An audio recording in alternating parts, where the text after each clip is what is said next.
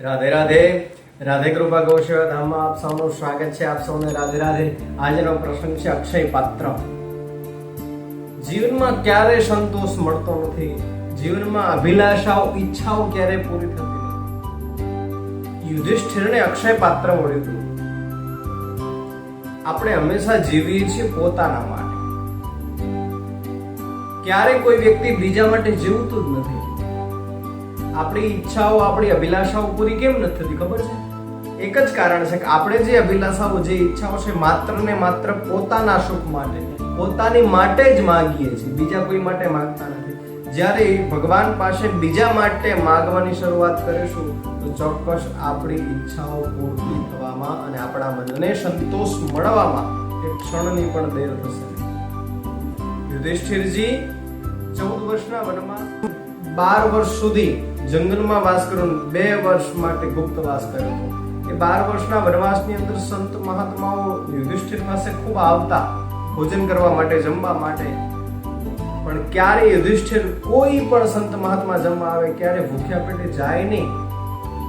પણ પરિસ્થિતિ એવી આવે કે એવા સમય આવી જાય કે યુધિષ્ઠિરના ઘરની અંદર અન્ન ના હોય તો એને બહારથી જઈ ફળફળાદી લાવી અને ભોજન કરાવવું પડે. અને એ સમયે એને ગ્લાનિ થતી, એ સમયે એને દુઃખ થતી કે મારા ત્યાં મારા દ્વાર ઉપર સંત મહાત્માઓ વધાર્યા છે, હું સારી રીતે એને જમાડી શકતો પણ નથી, એનું પેટ ભરાય એટલું ભોજન પણ આપી શકતો નથી.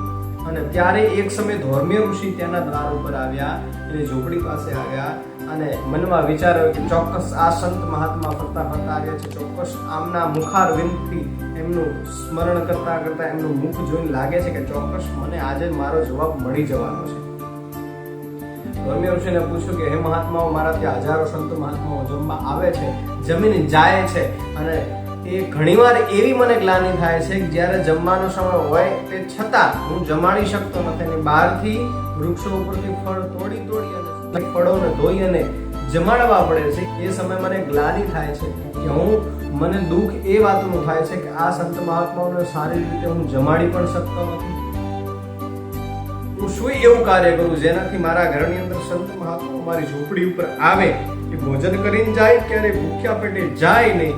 અને આ સંત મહાત્મા આવે તો હે મહાત્મા, હે સંત, હું હજારો સાધુ મહાત્માઓ માટે જમવાનું ભોજન પણ તૈયાર રાખી ના શકું, તો એ વાસે ભોજન પણ હું જમાડી ના શકું.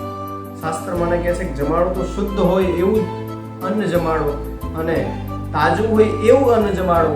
જો હું જમાડો નહીં તો મને દોષ લાગે, અને ચોખ્ખું શુદ્ધ જો પવિત્ર અનાજ ના જમાડો તો પણ મને દોષ લાગે, તાજું ભોજન ના જમાડો તો પણ મને દોષ લાગે. તો શું કરવું મારે?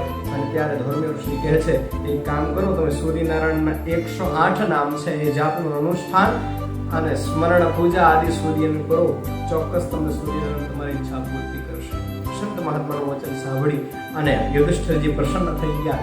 અને એ જ સમયે જ્યારે સંત મહાત્મા પોતાના ઝૂંપડી તરફથી જાય છે, પોતાના રસ્તે ગતિ કરે છે, એ સમયની અંદર જ યુધિષ્ઠિરજીએ જપ કરવાનું શરૂ કર્યું. થોડા સમયની અંદર યુધિષ્ઠિરજીને સૂર્યનારાયણ પ્રસન્ન થયા, આવીને કહે છે કે માગ્યો યુધિષ્ઠિરજી, તમારે શું જરૂર પડી? અને ત્યારે કહે છે મારે અક્ષય પાત્રની જરૂર છે, કારણ કે મને એવું લાગી રહ્યું છે, કારણ કે સંત મહાત્માએ કીધું હતું કે એવું તો ત્યારે જ બની શકે જો તમારી પાસે અક્ષય પાત્ર હોય. તમે સૂર્યનારાયણ સિવાય કોઈ પાત્ર આપી શકશે નહીં. તો સૂર્યનારાયણની તપસ્યા કરો, એમનું જપ અનુષ્ઠાન કરો, તો ચોક્કસ તમને એ અક્ષય પાત્ર આપશે અને અક્ષય પાત્ર દ્વારા તમે સૌને જમાડી શકશો સારી રીતે. અને એટલા માટે સૂર્યનારાયણ, હું તમારી પાસે અક્ષય પાત્ર લેવા માટે આવ્યો છું, કારણ કે મારા ત્યાં હજારો સાધુ મહાત્માઓ આવે છે અને ભૂખ્યા ઘણા જાય છે, તો મને ગ્લાનિ થાય છે, ફળફળાથી ખાલી ખાઈને જતા રહે છે, મને દુઃખ થાય છે, હું અમને જમાડી ના શકું.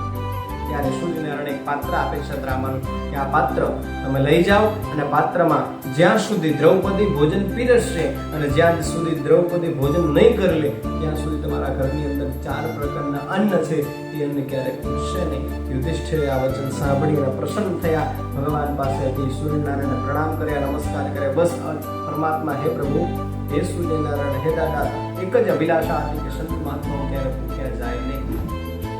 અક્ષય પાત્ર પ્રાપ્ત થઈ, દ્રૌપદી જ્યાં સુધી ભોજન ના કરી લે ત્યાં સુધી એ પાત્રની અંદર ક્યારે અન્ન ખૂટતું નથી. હજારો સંત મહાત્મા રોજ ઉઠીને ઝૂંપડી, યુધિષ્ઠિરની ઝૂંપડીમાંથી ભોજન કરીને જાય છે. સાહેબ, કહેવાનો અર્થ એ છે કે જીવનમાં માણસને સંતોષ છે ને એ બીજાના કાર્ય કરવાથી જ મળે છે.